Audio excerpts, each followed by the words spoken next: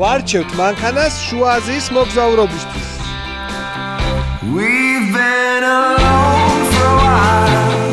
Me and my heart were tired. As long's away from us, we're just living in the past. ესე იგი ამ ეპიზოდში ჩვენი მიზანია Hilux-ი გავტესტოთ სამ ძირითად კატეგორიაში. ესენია მსუბუქი და საშუალო დონის off-road-ი. აკაჭერება იქნებოდა. რამდენად კარგი და მოსახერხებელი იქნება overlanding-ის დროს და რამდენად სწრაფი იქნება გზაზე.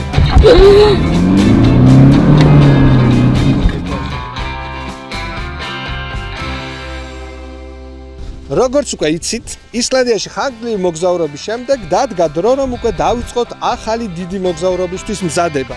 ესე იგი, ჩვენი გეგმა არის, რომ ყაზახეთში და ყირგიზეთის გავლით ჩავიდეთ ჯერ მონღოლეთში და შემდეგ უკვე ჩინეთში. ჩვენ უსაყვარლეს Toyota Tacoma-ს ამჟამად 75000 კილომეტრი აქვს გარბენი, რაც Toyota-სთვის ახას ნიშნავს, მაგრამ სანამ წავალთ ამის გათვალისწინებით, განვიხილავთ მაინც ახალი მანქანის შესაძლებლობას.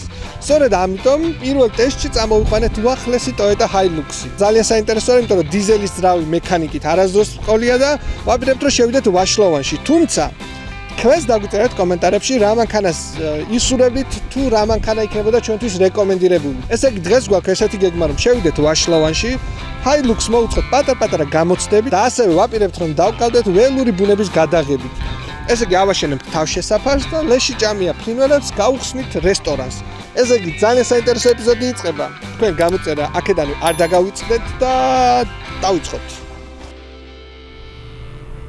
ჩვენს მოგზაურობებში მძიმე off-road-ი როგორც წესი არ გვხვდება. ძირითადად მაინც გვიწევს საშუალო სირთულის გზებზე სიარული, მაგრამ როგორც წესი ასეთი უგზოობა ჩვეულებრივზე დიდხანს გრძელდება. ასეთია მაგალითად ვაშლოვანის ეროვნული პარკი. ერთი შეხედვით აქ რაიმე დიდი უგზოობა არ არის თუ არ წვიმს, მაგრამ როცა რამდენიმე დღით შედიხარ და გიწევს ამ გზებზე სიარული, ამ დროს მანქანის დაკიდების სისტემას ნამდვილად უწყობ დიდ გამოცდას.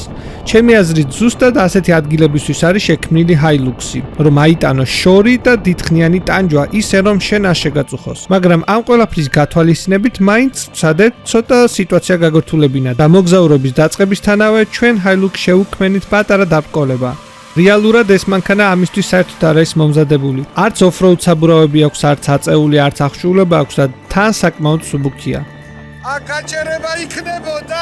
მაგრამ სანამ ვაშლოვანში შეხვალ, მაინც უნდა იცოდეთ დაახლოებით რა შესაძლებლობებით შედიხარ. და რეალურად რომ თქვა და ამ მანქანას ჩვენ ისეთ გამოცდას ნამდვილად ვერ მოვუწყობთ, როგორცაც უკვე სხვები უწყობდნენ წლების განმავლობაში. Hilux-ი ის მანქანაა, რომელსაც ხალხმა ყველანაირი წამება გამოატარა. ამ წამებას და იმას თუ როგორ შეიქმნა ლეგენდა სახელად Hilux-ი სხვა ეპიზოდში მოგიყვებით. ჩვენ კი დღევანდელი მისია გვაქვს შესასრულებელი. ანუ ლეში ჭამია ფრინველებს უნდა გავუხსნათ უფასო სასადილო და ამისთვის უნდა ვიპოვოთ ისეთი ადგილი, სადაც არც ადამიანები, არც მანქანები და არც სხვარი არ შეგვაწუხებს. აი როგორც კი გავალთ პანტიშარიდან და დაცული ტერიტორიაც მორჩება, ეგრევე გადავიდეთ მარჯვნივ და სანამ სასაზღვრო ზონას მივადგებით, ეს ერთი პატარა მონაკვეთი რჩება რა, არც დაცულზე ვართ, არც სასაზღვროში და შეგვიძლია თავისუფლად ვიმოქმედოთ და იქ ვიპოვოთ შესაფერისი ადგილი. კარგად შენიღებული, კარგი ფონით. კი.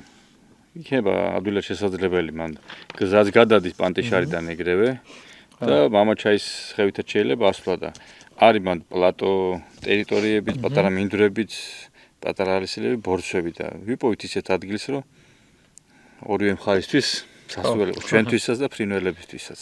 კი. არ იქნება და მე მგონი მოვასწრებთ. კი, მოვასწრებთ დღეს რომ დავიძრა. მოვაწყობ ტერიტორიას და ხვალიდან მე ცხვარისთან არ დაგვავიწყდეს თქმა, რომ ხო, ამას ვაპირებთ და ფარა არ გამოატარონ დილის საათებში. ხო, აი გაუცილებელია მთელი შრომა წყალში არ შეგვიძლია.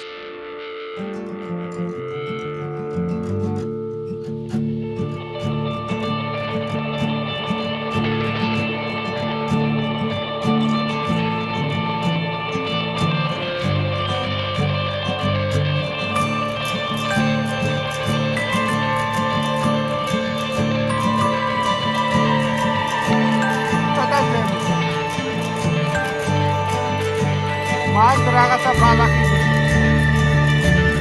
ჩამოვედით, ჩვენი თავარი მიზანი არის, რომ ლეში უნდა დავდოთ ფრინველს, რომ ხვალ დილით გამთენისას გადავიღოთ. ვანიკო სხირტლაძე, საველე მეცნიერს მკვლევარი. საველე მკვლევარი გვეხმარება, რომ მე და თემო დიდი ლინზებით გადავიღოთ ხვალ ვის ველოდებით. ხვალ ველოდებით პირველ რიგში კაჭკაჭებს და ეს ყვავის ოჯახის მახარებლებს. ხო, ყვავის ოჯახის წარმომადგენლებს, რომლებსაც არ ეშინიათ არაფრის. აი უკვე მათი მოსვლის შემდეგ უფრო ადვილად მოენდობიან ამ ადგილს ლეში ჭამია დიდი ფრინველები, ორბი და სხვავი, რომელიც არის ჩვენი მთავარი მიზანი ხვალ რო გადავიღოთ და ნახოთ. და კიდე რა შეიძლება მგელი? დათვი? უკეთეს. დათვი იმედია დათვი არ იქნება. არა. დათვი ნამდვილად არ იქნება. უკეთეს შემთხვევაში ეს ძალიან იდეალური სცენარი არის. თუ ისე ბუნებრივად მოხდება ყველაფერი კარვების შენიღბაც, თქვენი მხრიდან სიჩუმის დისციპლინას თუ დაცული იქნება, უკვე მესამე საფეხური, ანუ კაჭკაჭების, ორბების და სხვავების შემდეგ მესამე საფეხური არის ყოველთვის გელი. როცა სხვავი და ორბი მოუბედავს ლეშს, ეს უკვე სიგნალია მგლისთვისაც.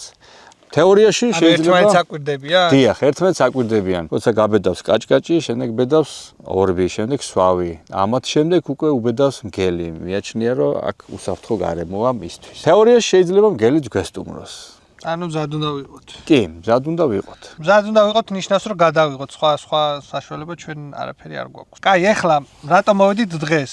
დღეს უნდა გავშალოთ კარვები, ცოტა ოდენი ლეში დავდოთ რომ მოეჩვინონ, თვალი შეაჩვიონ ამ კარავს და ხვა გამთენისას სანამ გაიღვიძებენ, ჩვენ უკვე კარვებში უნდა ვიყოთ და ალბათ 7-8 საათი არ გამოვალთ კარვიდან, რომ ეს თვალისთვის დასანახი არ იყოს და ყველაფერი ისე დარჩეს, როგორც ახსოვთ გუშინდელი დღიდან და უკვე მოვიდნენ ეს ფრინველები. ეს აყვა გეგმა. და ვანიკო, ეხა გვასწავლის როგორ გავშალ კარვების მეტი რა მიშლია, მაგრამ ეს რაღაცა სხვანაირი კარავი. გაშლის გარდა უნდა შევნიღბოთ. ეს არის დღეს თავარი განმასხვავებელი და თან ვართ ვაშლოვანში. აპრილის ბოლო არის და გიუზების მიწაზე ვანიკოს არაფის არ ეშინია, ჩვენც არაფის არ გვეშინია და ეხლა დავიწყოთ გაწყობა.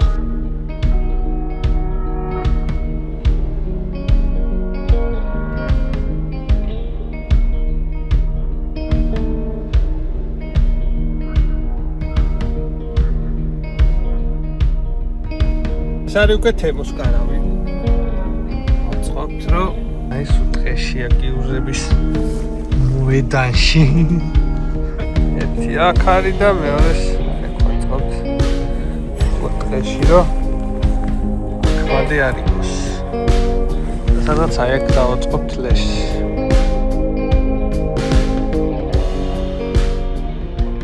ოწყეთ ორი კამუფლირებული კარავი სპეციალურად საიდანაც გადავიღებთ ამ ადგილას თუ მოფრინდებიან და პირველად სატყურად დავყარეთ რომ ადგილს მიეჩვიო. იმედი გვაქვს რომ ჯერ კიდე მოძებნია. ხვალ უკვე მოვიტანთ ლეშს და დავაგდებთ ამ ადგილას. ალბათ წაღებული დაგხვდება ქაურობა, მაგრამ ვიმოდოვნოთ რომ ფრინველები იგზავენ ამას და არა ტაცებლები.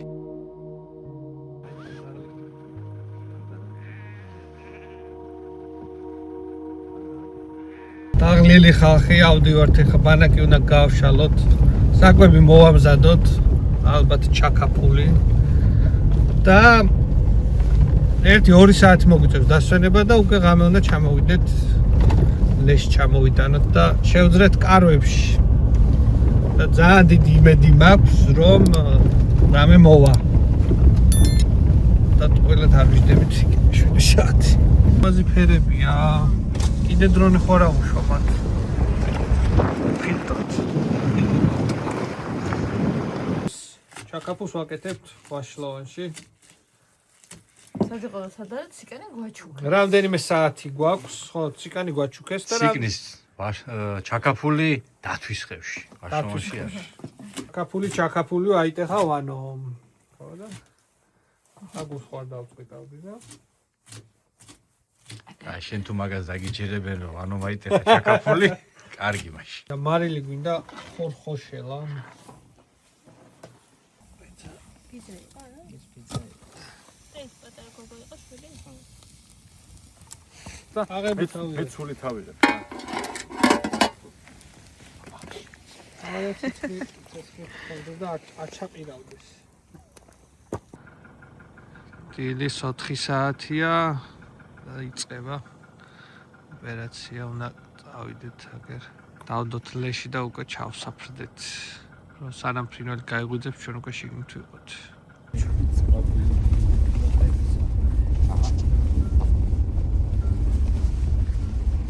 დავდივართ შუაღამეს ამისიები გვაქვს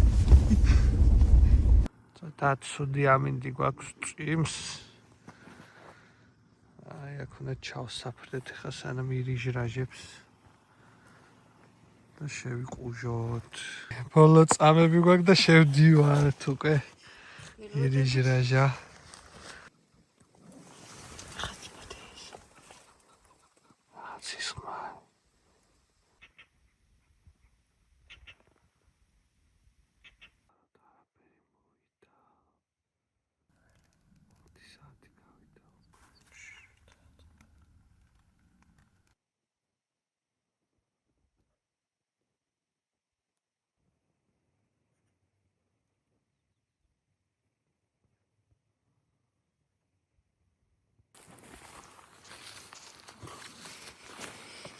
ორი დღე ვიწვალეთ 8 საათი შიგნით ვიყავით და ვერ გადავიდეთ.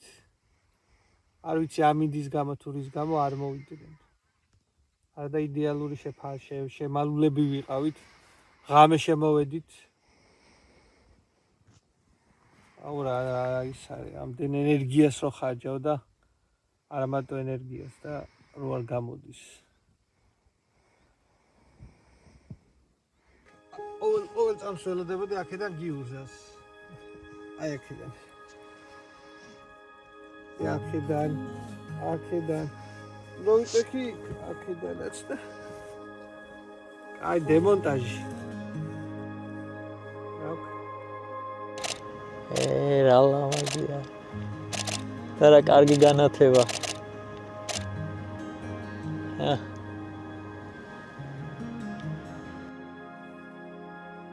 ეს ნაკრძალი არის 90 წლის, ეხლა მე მოგვიანებით შეიქმნა ეროვნული პარკი და ეხლა 35,000 ჰექტარია ჯამში. და ამ 35-დან თითოეული ჰექტარი არის ასეთ განსხვავებული. ხშირად ამბობენ ხოლმე რა ეს ჩემი სტუმრები, რომ საქართველოს ხო არის განსხვავებული ყველა რეგიონი, მაგრამ აი აქ რო მოვედითო, ყველა მოსახლეში კიდე სხვანაირი ლანდშაფტია. ყველა სეზონზე თან. ყველა სეზონზე. ხანდახან ესეც ყოფილა, მივდივართ ხეობაში და იყურებიან მაღლა. მერე წვიმა წამოსულა და ქვებს რო დაასველებს და ყველა ფერადია, ყველას რაღაც შიგნით პატარა კრისტალები აქვს და იმის მერე მაღლა აღარ იყურებიან, ეძებენ განსხვავებულ ქვებს. აი, მაგალითად ეხა ეს. ნახე.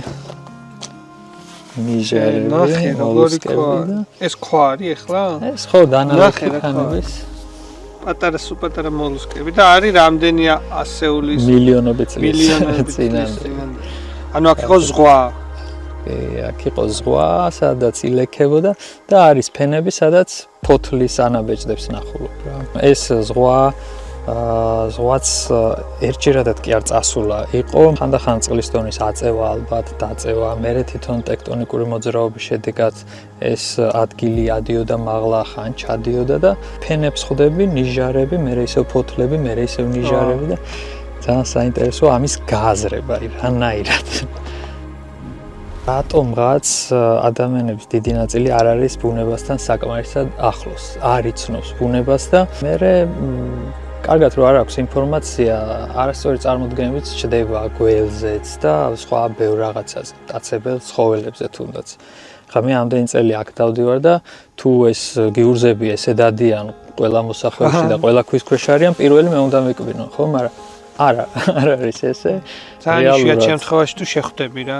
შეხვედრაც კი ჭირს ხოლმე და ხა ვიღაც ადამიანი მოვა ვაშლოვანში და ერთ დღეს შეიძლება სამი ნახოს და უჩნდება წარმოდგენა, რომ აი ყოველ დღე ესეა. არა, მეც მინახავს დღეში 3-ც და 4-ც, მაგრამ ეს არის ძალიან იშვიათი შემთხვევა.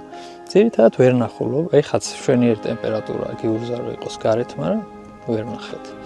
ნუ არსებობს რაღაცა უსაფრთხოების ნორმები, რაც უნდა დაიცვა და უსაფრთხოარი ვაშლოვანში მოგზაურობა და არ ვიცი, ჩემი თუ არ გჯერათ, აი თემოს დაუჯერეთ. თემოს ფოტოები, ვისაც ნანახი არ გაქვთ, აუცილებლად გადადით, გამოიწერეთ თემოს page-ი Facebook-ზე და ესტუმრეთ ვაშლოვანს და აგერ ყველაზე კარგ გამყოლობას გაგიწევთ ბატონი თეიმურაზი.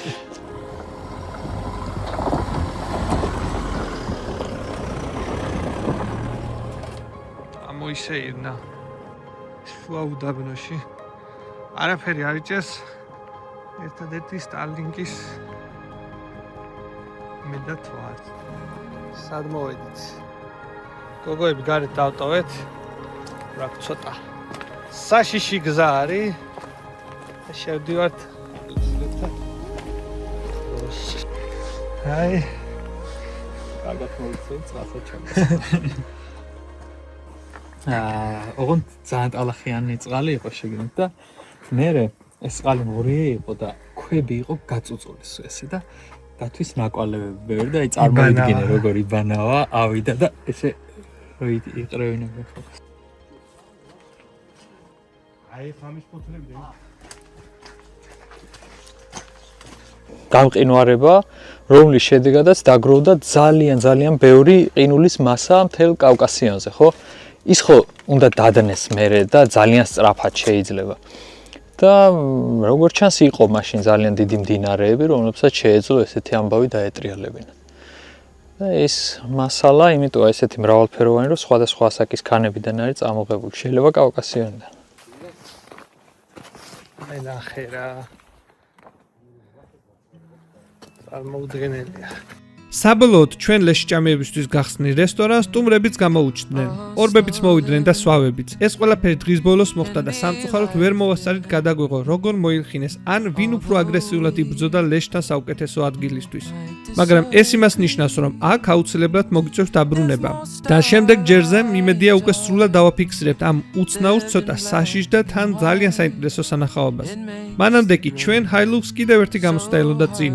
და რეალურად ეს ტალახზე და ქვებზე უფრო მნიშვნელოვანი ტესტია. იმიტომ რომ overlanding-ში მთავარი მხოლოდ ის არ არის სადამდე მიხვალ. მთავარია იქ ნისულს რამდენად შეგიძლია კომფორტულად დროის გატარება. და ჩვენც ამ კითხვას უნდა გავცეთ პასუხი. შევძლებთ თუ არა დღის ბოლოს მანქანასთან ერთად კარგად დავისვენოთ. ჩემ მანქანაზე სულ მინდოდა ეს გავაკეთებინა, მაგრამ ვერ გავაკეთე, იმიტომ რომ მალევე მომიწია აღჭურვა. ესე იგი გეგმა გვაქვს ესეთი, რომ უკან გავაკეთოთ ჩასაწოლი, გავშალოთ ჩვენი ეკრანი და პროექტორით ვნახოთ ფილმი. Აშლანში პოპკორნის გავუკეთებია. So hard to see. Sitting on the porch steps in the town where we met. After the sun sets on a Friday night. That slow living can be life-giving. Although we might disagree, if most our lives are lived in black and white, it makes the gray so hard to see.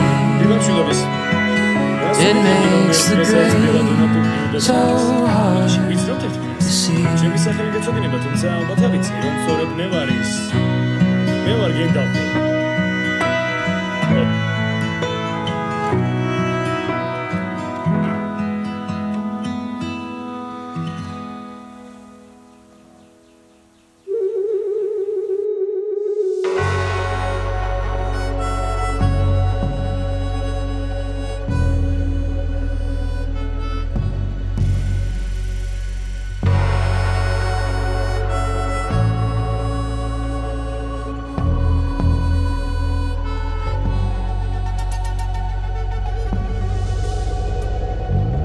შორ გზაზე მოგზაურობისას ჩემთვის ძალიან მნიშვნელოვანი არის მანქანა რამდენად სწრაფია.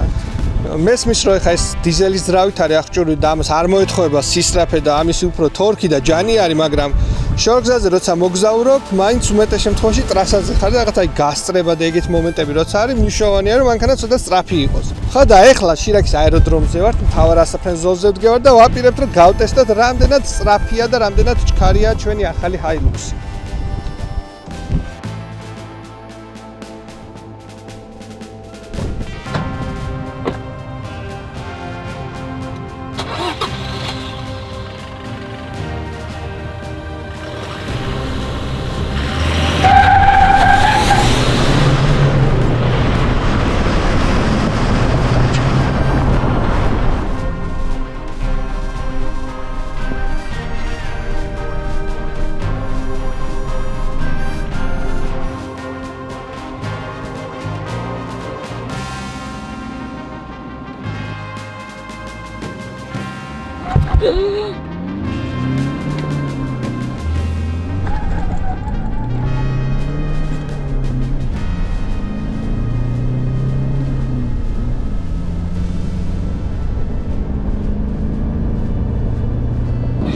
დიზელს ხო არ მოეთხოვება ყველა ხო მაგას ამბობს, მაგრამ ძალიან მაგარად დადის.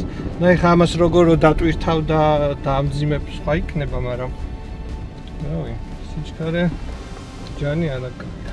ჯანი ნუ დიზელს არც უნდა ეკლდეს, მაგრამ მე მგონია რომ არც სიჩქარეში არ გაწყენინებს ისეთია. ენის გამოცდილება, რომელსაც მექანიკა მართვის მოწმობის გამოცდის მერე არ უტარებია. ხვედი გავიკეთოთ. ეს როგორ უნდა მართო მექანიკა? მედი.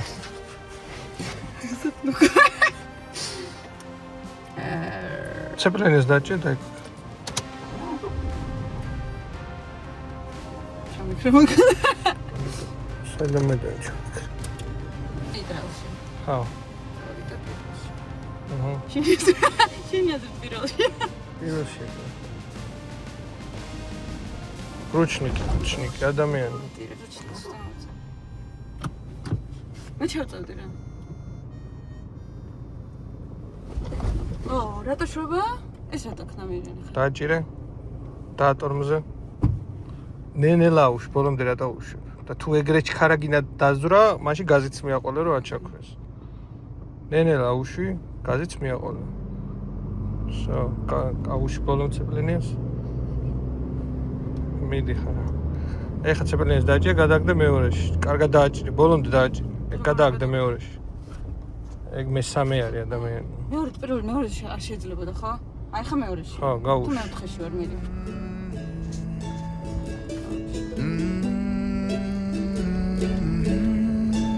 გაუშვი ცეპლენიას, დიდი ხანი არ ვიცი. When it gets too easy, time to move on. When the night gets too cold, the fire will keep me warm. Just when I can't take it anymore, the first light will dawn. And when the days get ahead of me, ფერი I am lost to all who love me. And when the Windows-ის leaves cover me over, wallpaper-ია. I'll return. სად არ დაყავს ჩვენი Hilux-ი? უკვე შევეჩვიეთ. საკმაოდ კარგი მანქანაა. მექანიკას და დიზელს თავისი ხიბლი აქვს რა, ჩვენი ბავშვობის ხიბლი აქვს, რომ სულ შეიძლება ქალაქში სიარულით და ისეთი დატვირთული ტრაფიკში მოძრაობა რთულია, მაგრამ My footsteps ესე პატრონებში კარგია. ერთი ცოტა სწორს და მეორე ერთი ის არის რა, რაღაცა ხიბლი აქვს თავისი, რომელიც დავიწყებული მქონდა მე პირადად და მესამე დღეს განმეახლა, რომ მახსოვს ესეთი underneath an ocean of stars. I am learning how to shine. I am learning how to shine. And when the days get ahead of me, well, I am lost to all who love me. And when the leaves cover me over, I'll return as rain and begin again. I'll return as rain and begin again.